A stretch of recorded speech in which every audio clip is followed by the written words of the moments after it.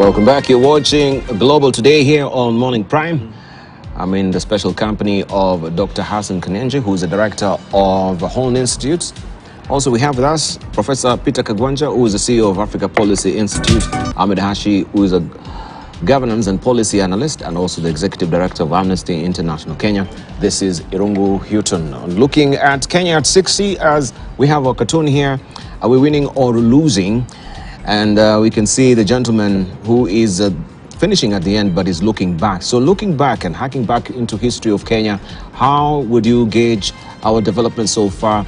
Are we hurtling down on the teetering edge of a collapse as a country? Or we are making gains, looking at all the indices, politically, economically, and socially as well? Right, this is what we have been trying to pick our brains, of course, this morning on. And looking also, I should say, at the latest development as far as the housing levy is concerned, which it seems most of our panelists, according to Kagwanja, is starkly against this particular housing fund because we don't seem to get the ideology behind it. Are we a socialist country? Are we a capitalist? What are we? This is where we are on the sharpest edge of the horns of dilemma. But let's just hark back to Monday, where we had the Russian foreign minister, this is Sergei Lavrov, who was in the country on a working visit to shore up support for Moscow. The fourth such visit, I should say, to Africa over the past year amid a year-long war with Ukraine.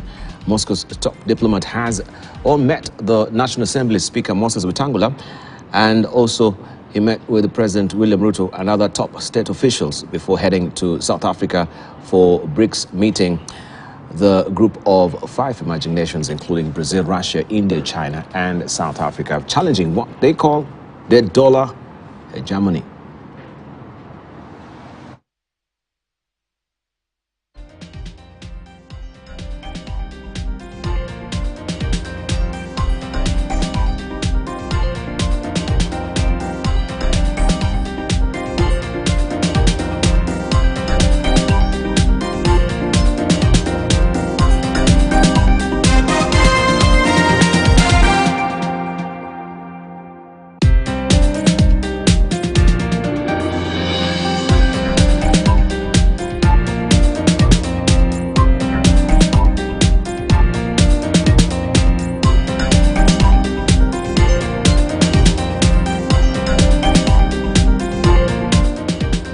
Right, let's just begin with you, Dr. Kanenje, especially on this visit. Lavrov was in Uganda last time that he was on this side of Africa, now Kenya, and this is acting as a segue of what is coming up on August, the BRICS meeting, and also the ministers of, or the foreign ministers will be assembling today, I should say, in South Africa in preparations for the BRICS. So how pivotal is the visit, and what does it portend? By the way, this was also a surprise visit, according to the dailies that we are reading elsewhere as well.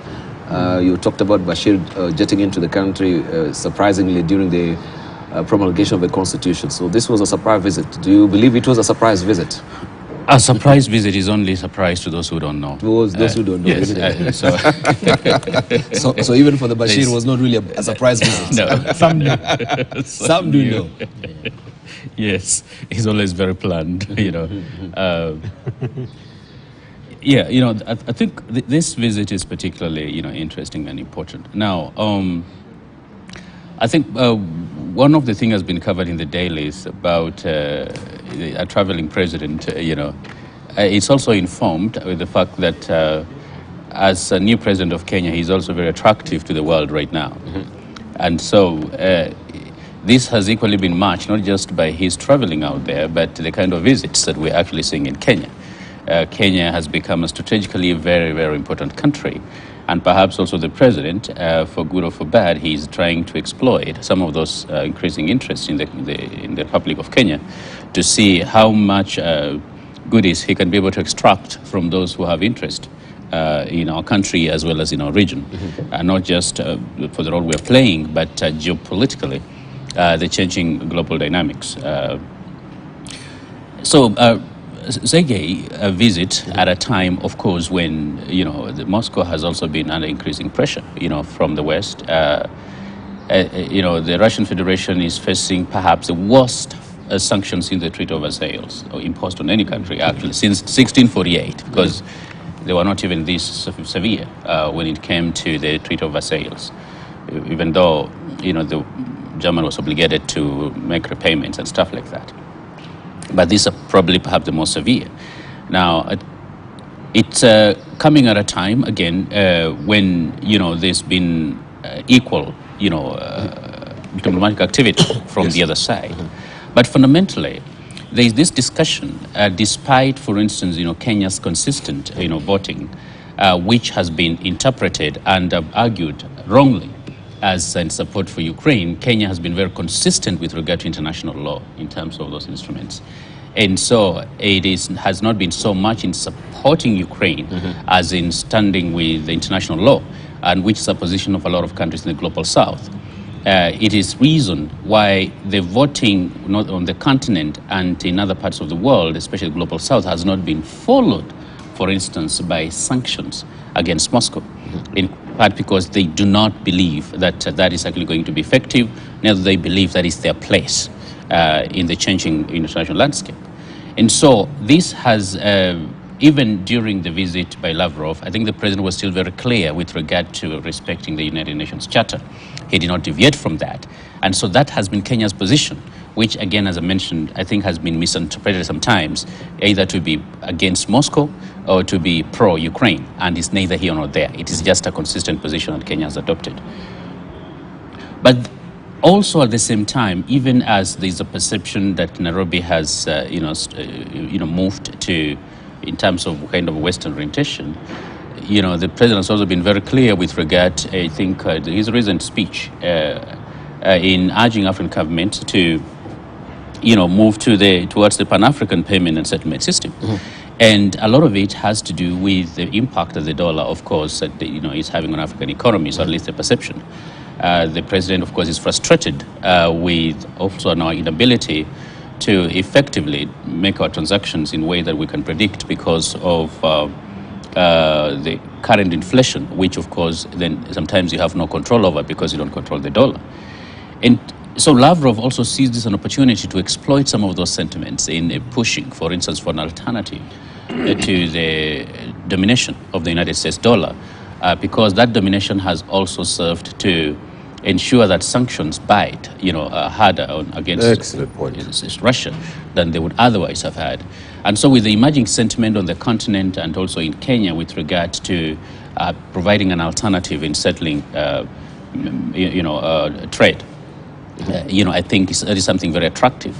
But critically, I think he also came to express his frustration because he says out of the framework was provided for the Russian, to be able to sell and provide grain and fertilizer to the outside world, only 3% of that food is actually coming to Africa.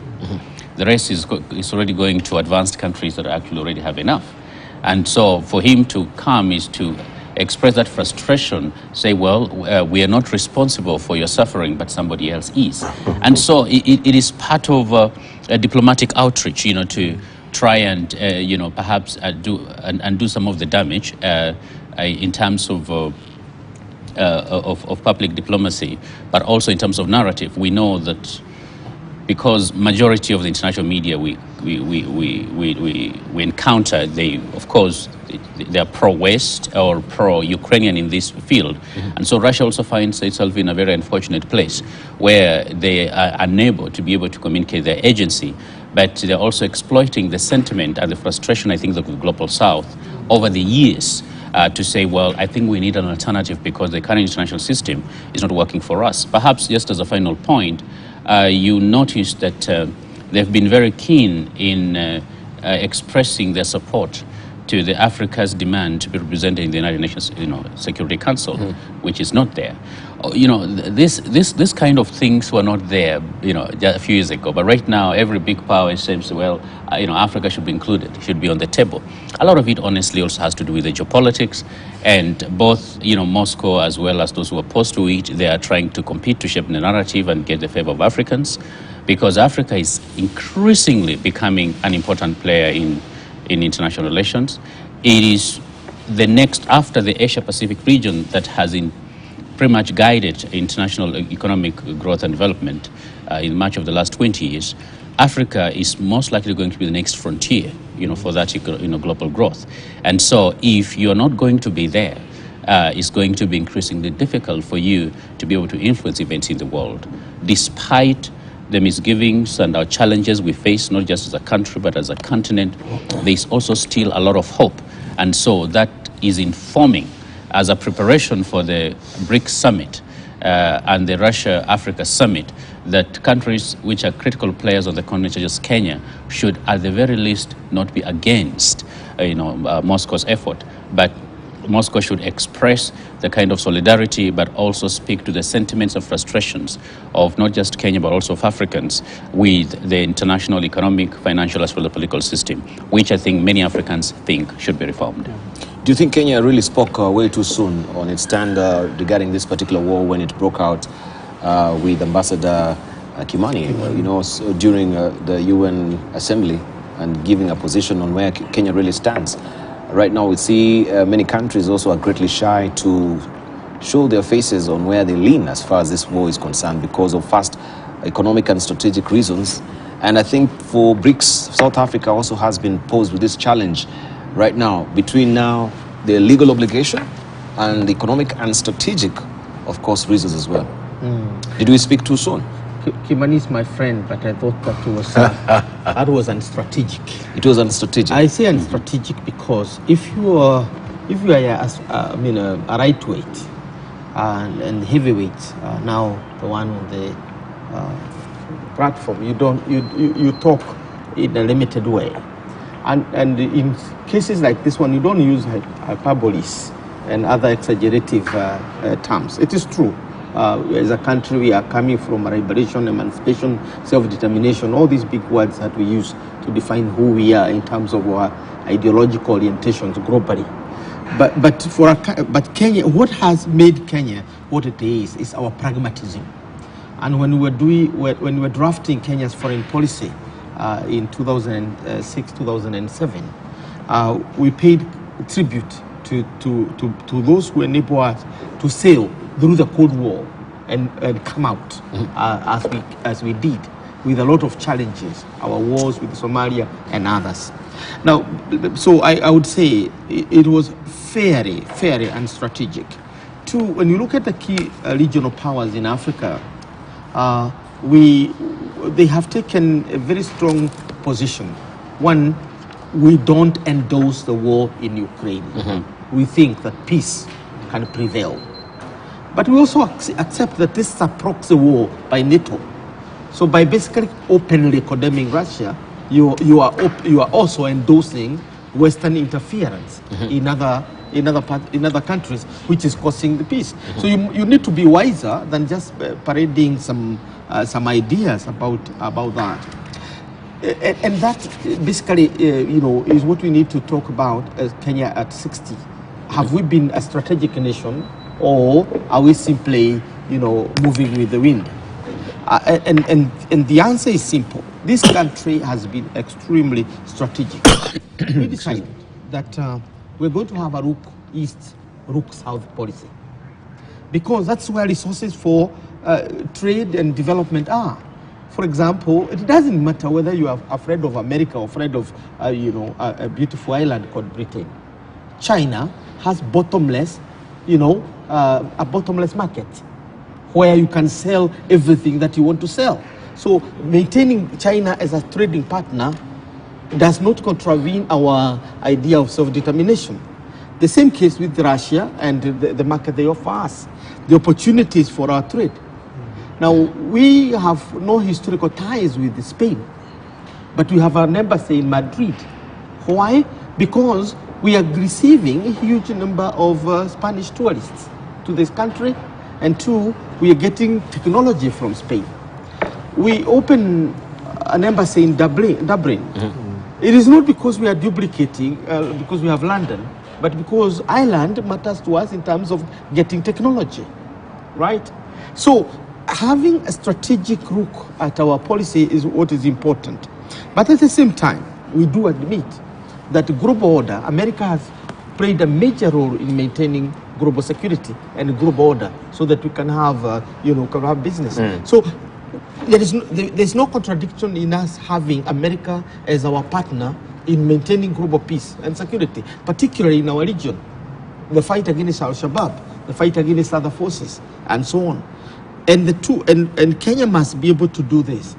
And finally, we are now moving to a multipolar world order. So let's admit the world is in transition. The BRIC, we are saying the G7 countries that met in Hiroshima last week, by 2050, only one country will be in the G7. That's the United States. The rest will have declined to number 15, number 10. Germany will be doing the best. It will be number 10 in the list of the best performing countries. I think with an economy of about, they're talking about 6.13 trillion. Compare that with Indonesia, which will be having 10.5 trillion. So the world is shifting, and Kenya must acknowledge that. Therefore, you cannot stick to old ideas about the world, who you align to or who you don't align to. Sadly, Kenya will be one of the regional powers in this continent, which will not be on the G20. So as we are debating this housing nonsense and all these other things, let's be clear that we are messing this country. We will be the only country that will not be in the G20 by 2050. And I'm talking about the major powers. Egypt will be there, South Africa will be there, Nigeria will be there. Why will Kenya not be there? Let me take it up. No, actually, we go. Actually, it is. It is you. Yeah, and then me. Okay, I'll leave some for you. But why are we going anti-clockwise? Isn't it my turn? It's not your turn. Let me just moderate. Leave it to be. We can have four moderators. That would be interesting. Okay, I'll be brief. So first of all, I agree with you, Kangwanja, that it's important to be pragmatist. But I think you have to embed your pragmatism in a sense of principles. Yeah. Our foreign policy must be clear in terms of what drives that foreign policy at a principle level, not simply in terms of, what we can seek to gain or not gain. I found Ambassador Kimani's speech very courageous at the time. And that's why Africa responded very positively to that speech. And the reason it was courageous is because it went against the grain.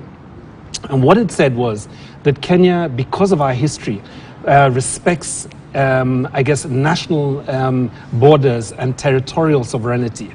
And that we understand what it's like to be invaded. We were invaded by the British. They stayed. They didn't come for a few years. They stayed for decades. And we realized the impact that we had as a result of colonization. And perhaps we've not even recovered from that yet. So we understand what it means to be colonized, to be invaded. And I think that was really important. We have remained consistent in terms of pushing for Russia to remove itself from Ukraine. And I think that is critical. And that is the only reason that we're getting the attention, if you ask me, from Russia now. If we were not taking that position, they would be hopping over us like other ministers tend to do from time to time. But the reason that we are actually considered to be important is because of our voice in the United Nations.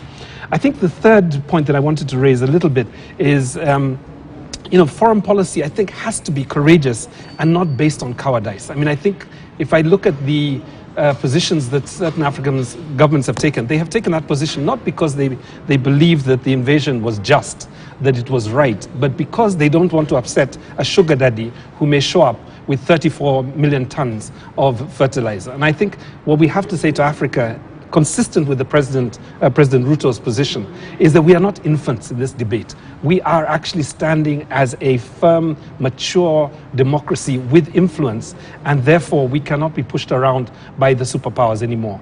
That is a moment of maturity for us. Let us not step back from that. Let me just be a bit more provocative. As from a human rights perspective, I think we have to take the debate of governance back to Russia.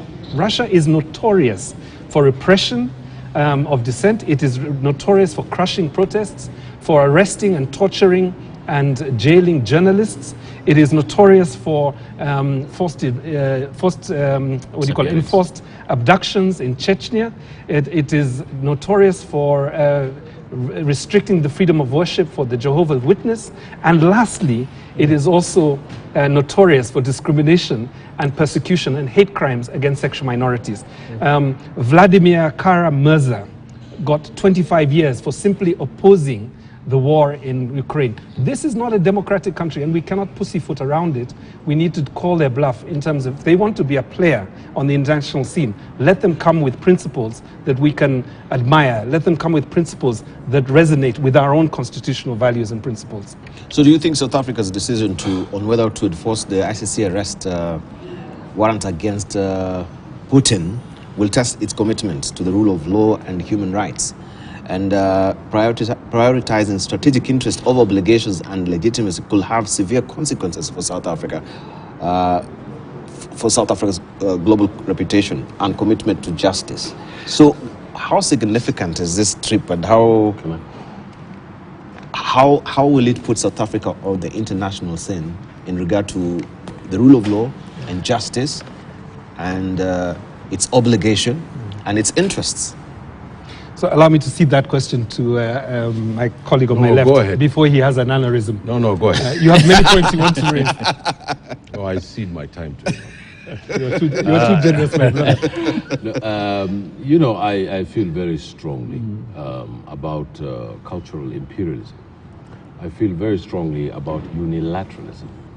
I feel very strongly about Western hegemony.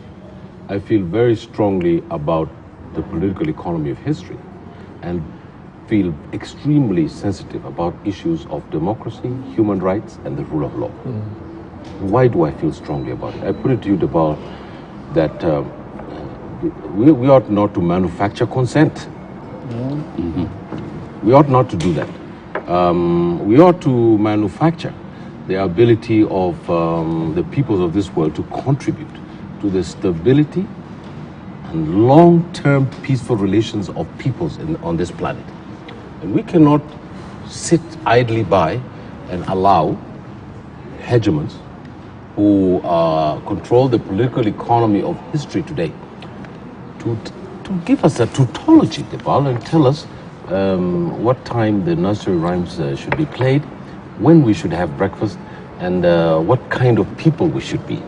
And I think that kind of manufacturing consent, Debal, is a great danger to international relations today. If you read the script of our ambassador at the United Nations, you'd think that it was written by the State Department.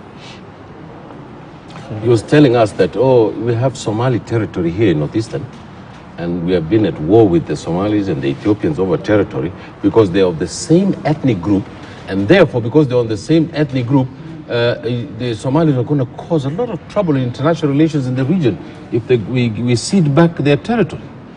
Of course, the argument in the AOU then was that, look, let's keep these borders, and so we don't fight. But we fought anyway. We did. And in the Cold War, this whole continent became a playground for these isms. Nobody hears about détente anymore. Do you remember that thing called détente? Nobody hears about it anymore. No, there are tanks over in the Ogaden region, hundreds of tanks that have been burnt out because of the war with Ethiopia. It was a stupid, useless war. Why was it stupid and useless? Because we're East Africans. We've had a common home before colonialism. During colonialism, we'll have a common home after these boundaries. So, Debal, I put it to you that in international political economy today, there is something called disciplinary neoliberalism. And out of that philosophy flows all these amalgamations of laws about human rights, about statecraft, about morality, about all these things. And what is disciplinary neoliberalism?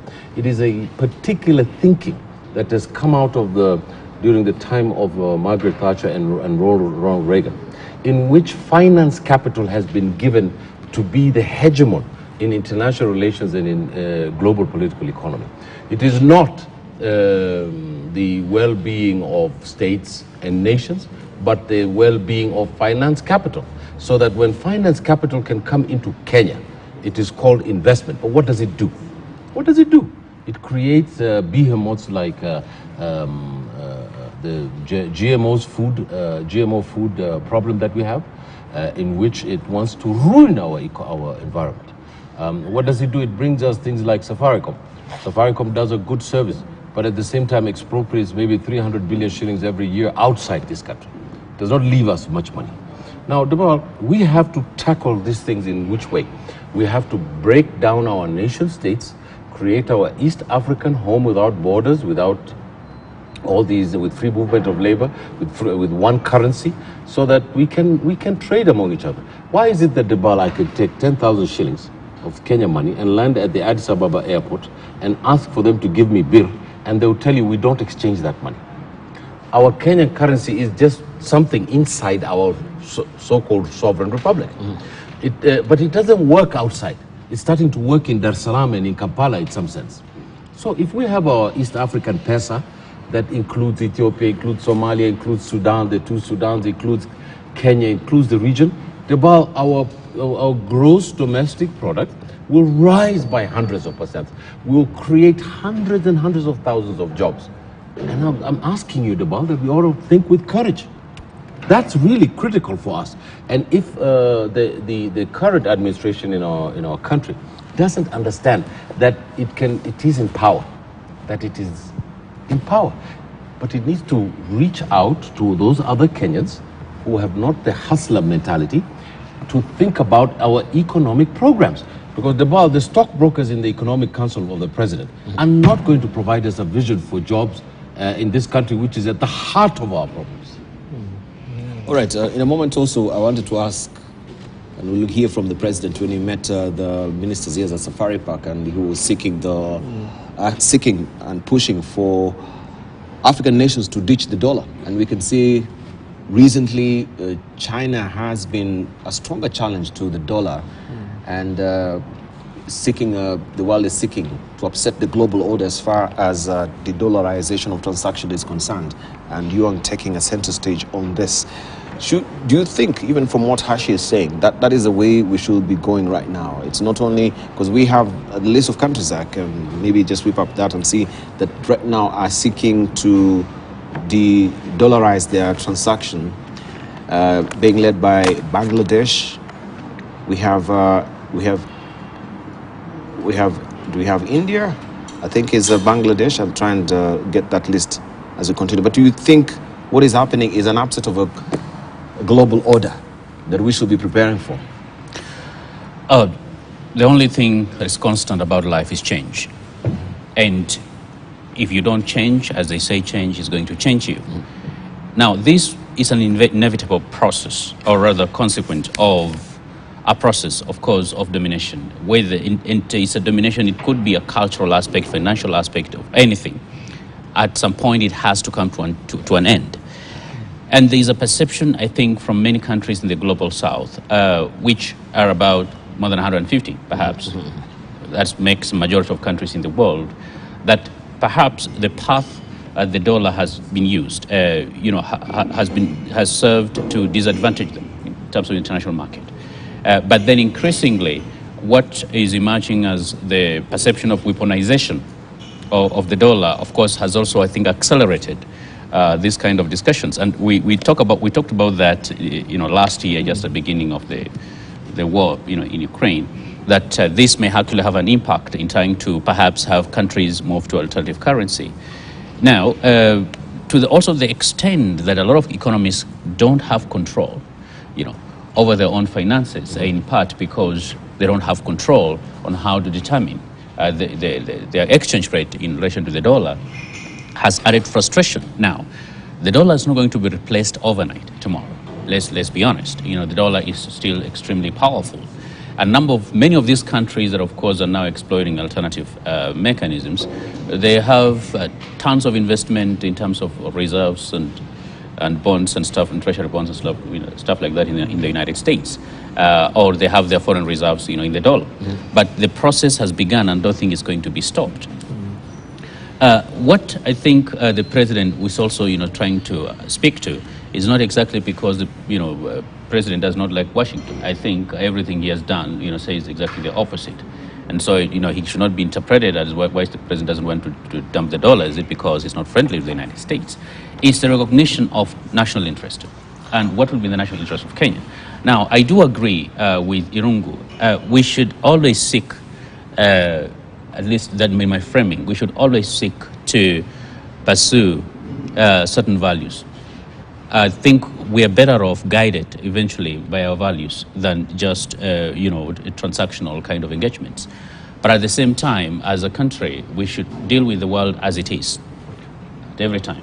And the world as it is right now, there's the world that we ought to be, that we are seeking.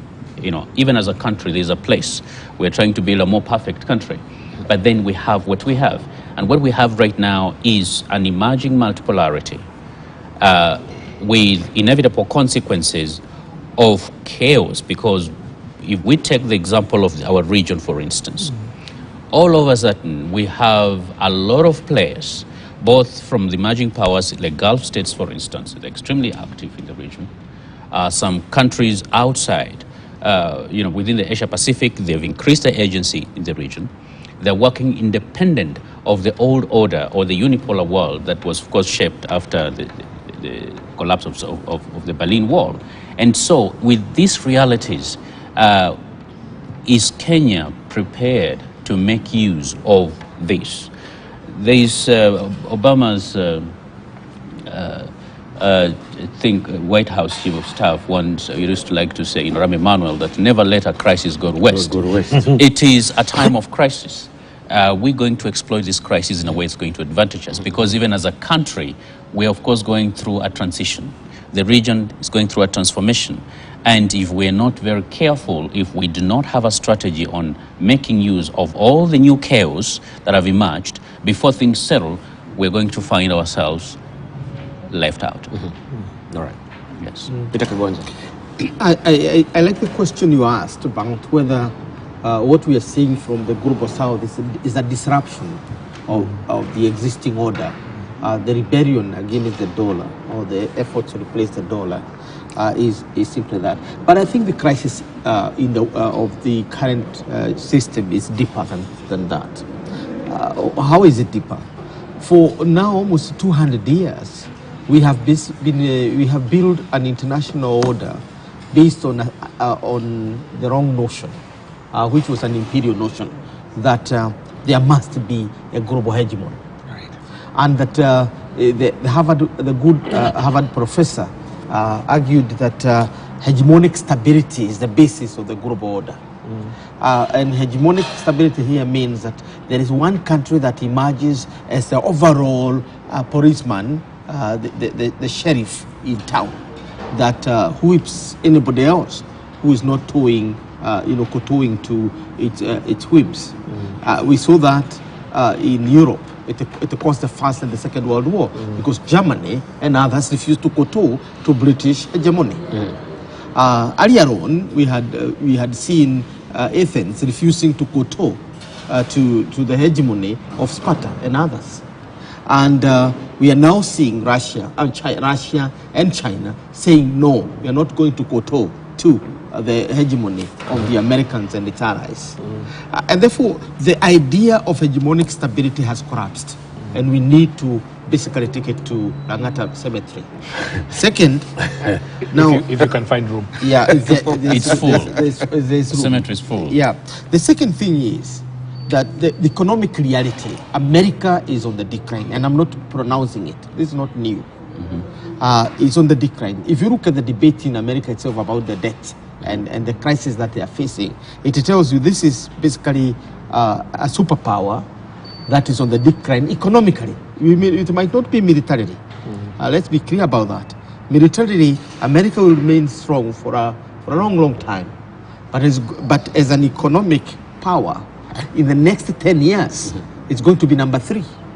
Not by my estimation, but PricewaterhouseCoopers in their research, and they are not the only one. Now, what does that mean? You cannot base an economy on a weaker economy. And as we start now, China, India, Brazil, and Russia combined form the largest economy globally, more than even Western Europe. What we are calling the G7 when it meets, it's just a mockery of the reality on the ground. The G7s are meeting in Oklahoma. Japan, yes, Japan is a strong economy, and it will continue to be a strong economy because of its pragmatism. So the dollar basically is going. Now, why has it become difficult to finish, quote unquote, Russia? As the West would have wanted. Basically, you use all the technology, you use all the firepower, you put all the Leopards and all the other types of tanks that are going there. Why has it become difficult to basically finish Moscow? Because the Cold War cannot be reenacted the way it was in the past years. Why can it be enacted? Because the powers, the West is in decline and the rest is on the rise.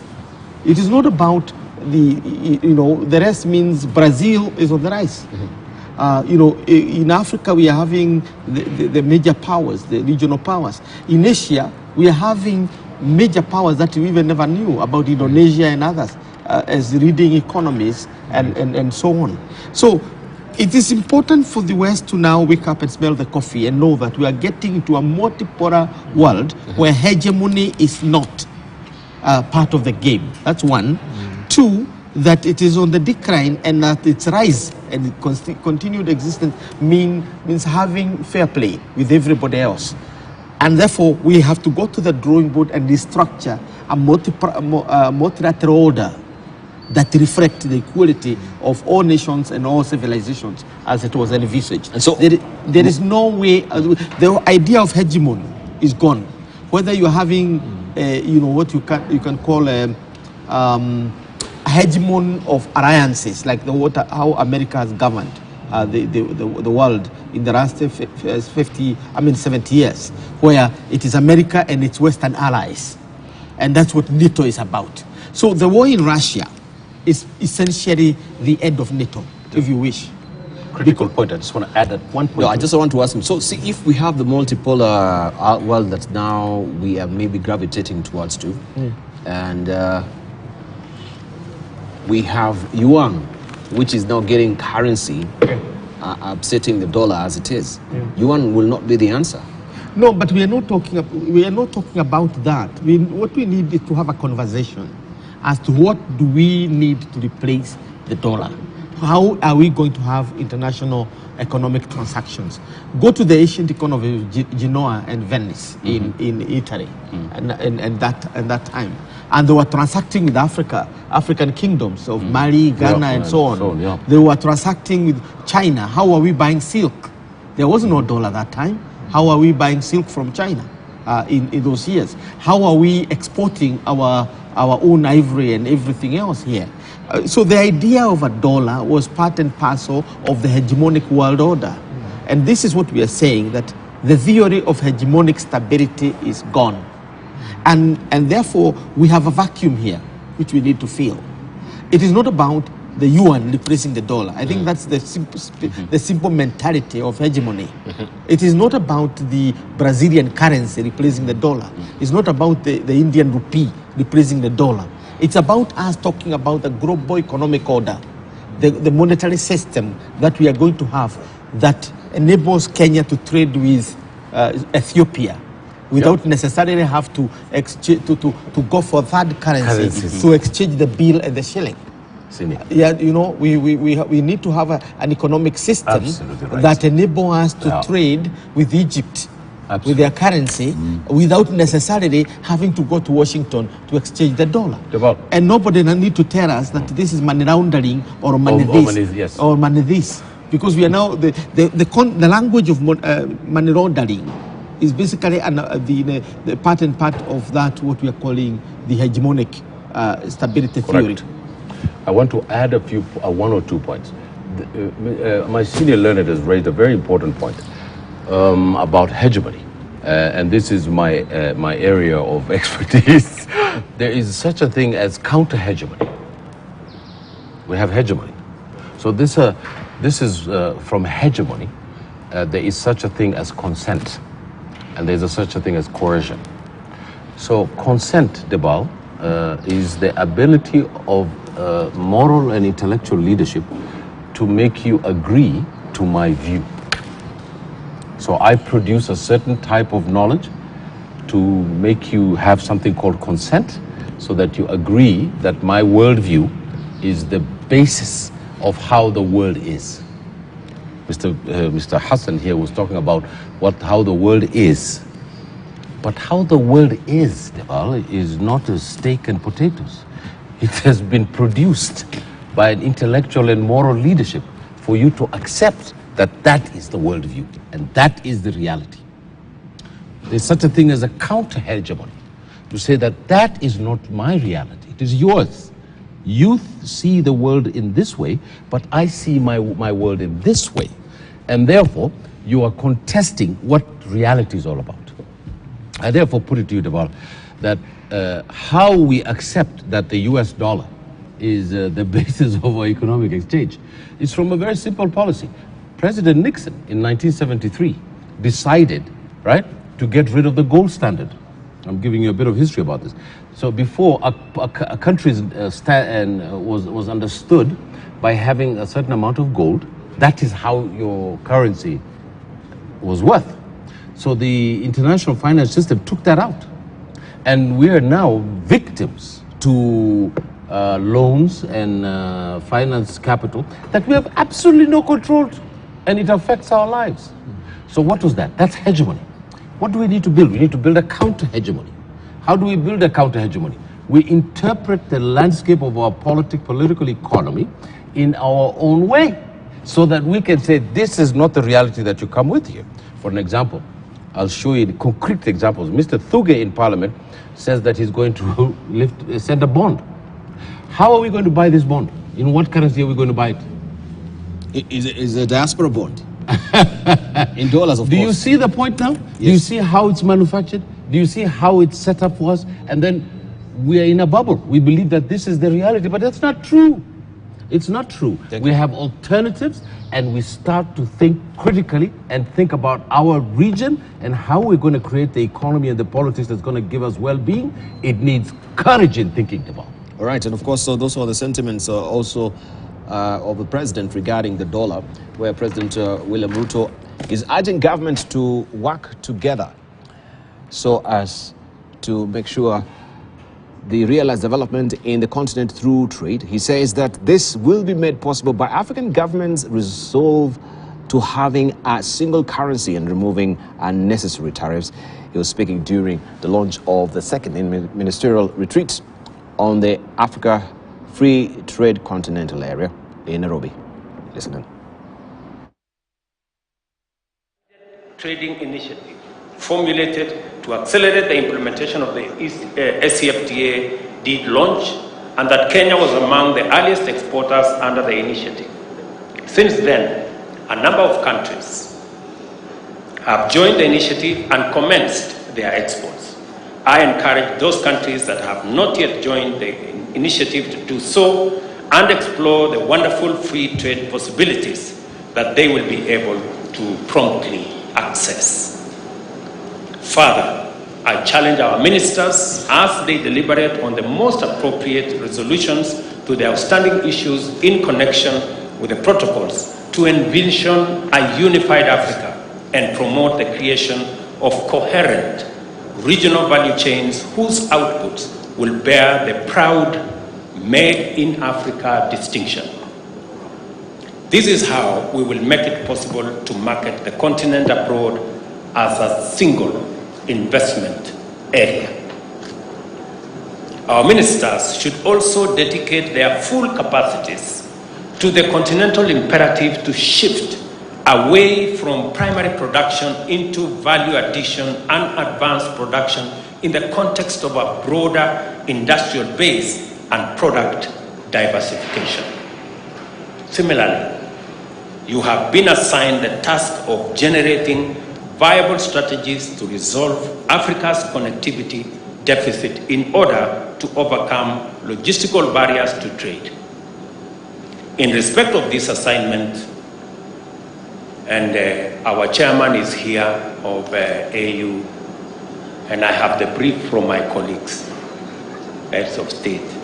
I encourage you to be ambitious and to demonstrate. Trade, ladies and gentlemen, cannot take place without efficient and a unified payment system. Although there has been introduction of several regional payment infrastructure in the continent, we lack a single system that seamlessly facilitates trade among all our nations, eliminating the obstacles posed by varying currencies. Kenyans want to pay for Tanzanian goods in dollars. Tanzania wants to pay for DRC goods in dollars. Egypt wants to pay. Why are we bringing dollars in the middle of our trade? And in the process, all our business people are stranded. Egypt cannot pay for our tea because they are looking for dollars. We cannot pay for their sugar because we are also looking for dollars. I think it is important for us to figure out. Many of us are saying, oh, maybe we should move away from the dollar to the yuan. Maybe we should move away from the dollar to another currency. I suggest that we have a mechanism where we can settle all our payments, whether between our countries or externally, using our local currencies, and we have a mechanism like the one that has been put up by the Afrexim to settle all that, so that we don't have to be hostage to any one currency or the other. All right, so yes, that is the sentiment of the president, that we need now to look for other options as far as pegging our trade on dollar is concerned. And Irungu Hilton, you've commented on this, or what will be your sentiment before we close this chapter? I wanted to pivot to another story, which is to do with the issues of family protection. If I can start. We will come to the family protection later. Later. We're still on hegemony. Let's hear Dr. Kanenje spoke on it. The president is actually speaking on a already existing system, the Pan-African Payment and Settlement System, so that the debate is not whether we should dump the dollar or dump the yuan or use the yuan, but we have an existing system in which we can be able to do a trade using our local currencies, as he's mentioning, and that avoids all these geopolitical, financial, or currency debates that are going on, because moving from the dollar, let's say you adopt another currency of another nation, is literally taking hegemony from one end then to another. To another one, yeah. Okay. And part of the reason why Africa's trade within Africa is so low is because of the dollar. I came from Ethiopia over the weekend, and I had the fortune of visiting certain industries in the country. So the country has moved, Ethiopia has moved. It has industries that can manufacture virtually everything that you can imagine, from jeans to tiles to everything. But they are, even steel industry and aluminium industries. I visited them, but most of them are shut. Why? Because Ethiopia has no dollars. Simply that. Ethiopia has no dollars. So industries are shut down. And investors want to leave the country because Ethiopia has no dollars. Why can't it purchase its own, raw materials using its own currency? Ethiopia has bills in huge numbers. So it is that conundrum that we are talking about. And for Africa, or this Africa, especially free continental trade area, for it to succeed, we must exit these super currencies, whether it's dollar, yuan, whatever it is. Or whatever it is. We need to exit. So we need to have a Pan-African currency. And that Pan-African currency, call it Pesa, or whatever we want to call it, but Pesa works better. Yes.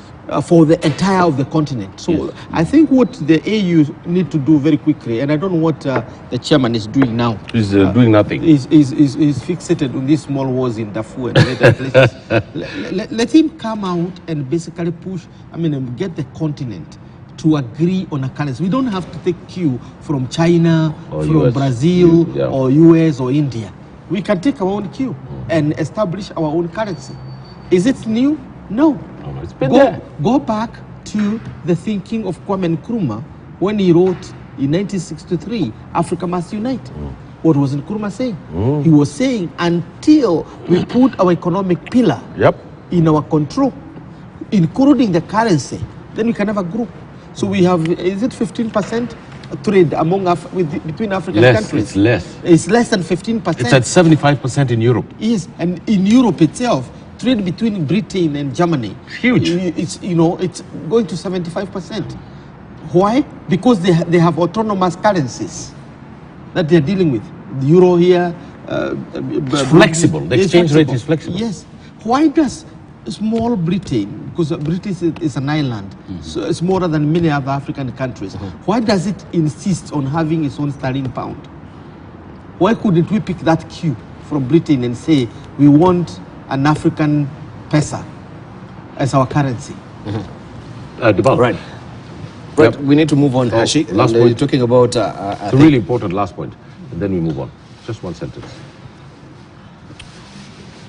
President Ruto's thinking now. On TV, I'm calling. President Ruto's thinking. I'm really amazed that the conservative guy from Eldoret North and what he's saying the last 6 months in the Pan-African Parliament, in all these other talks, I am stunned. If I had closed my eyes, I thought it was Odinga who was speaking. There is Mr. Odinga is absolutely wrong in calling for secessionism in this country. And, I've also told him, I mean, it's absolute nonsense. Secessionism is an evil. It is what has caused us all these kind of problems. And that shows you the political exasperation that is in this country. We are trying to deal with delivering jobs to the people. This kind of talk in this country, it is not constructive, and we ought to criticize the Prime Minister for that, the Right Honorable Prime Minister for that. I think he should desist from speaking about secessionism when the intellectual debate in this region, in which he was the front runner, in which he was the postscript, is about integration and bringing together of the eastern seaboard of Africa. We should give the red card to the Prime Minister on this issue.